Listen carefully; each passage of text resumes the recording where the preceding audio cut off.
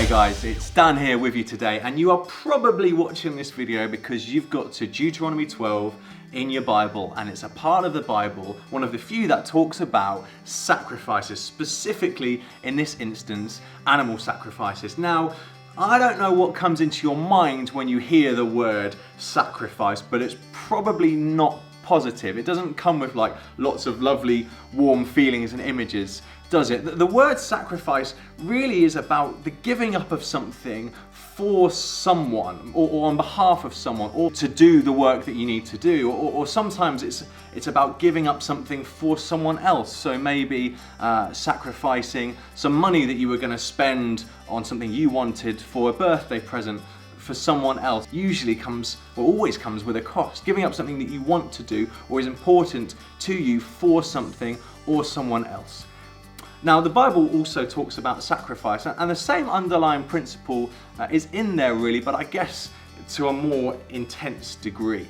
Now, in the passage that we are looking at here, Deuteronomy chapter 12, we're thinking about the idea of the Israelites, God's chosen people, making sacrifices to and for God. Sometimes the Israelites would sacrifice things like grains and fruit, but sometimes they would sacrifice animals, and it's that aspect that's maybe the most difficult for us to wrap our heads around today. It seems like quite a weird concept, doesn't it? So I'd love to share with you three, I guess, really important things to think about when looking at passages like this and considering animal sacrifice. But I don't want to do that here because it's a lovely kind of afternoon, autumnal day outside, so I thought let's go on a little walk together and we can chat about this further. Come with me.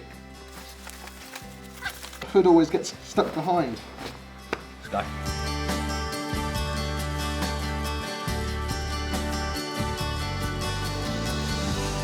The first thing to say about animal sacrifices is that they highlight the significance of sin.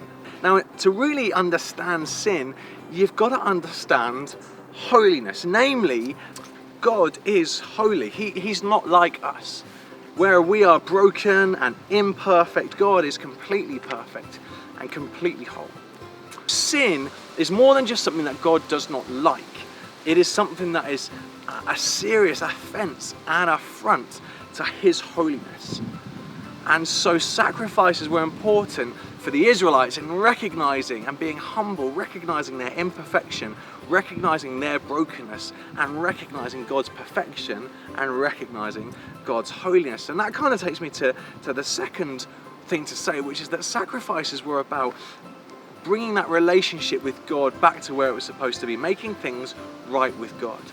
The Bible tells us in the book of Romans that sin pays its wages in death.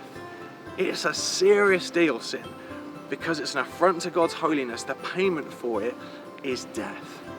And so these sacrifices that would be made were to restore relationship with God. That's why oftentimes they would use clean animals. There would be the idea of shedding blood or paying with the life of a clean animal to cover the sin and imperfection of humankind. And I guess the most important thing to say is that these sacrifices were in a sense also pictures that pointed to Jesus. Now, the problem with these animal sacrifices were that they were continually needing to be made, because you'd sacrifice an animal, but then you still make mistakes. You'd still keep on sinning. In a sense, they were like a temporary fix to an eternal problem. When Jesus died on the cross, it was more than just because he was hated by the religious elite of the day and seen as a political revolutionary. It was for a much bigger picture, that in a sense, he lived a perfect life. He was without sin.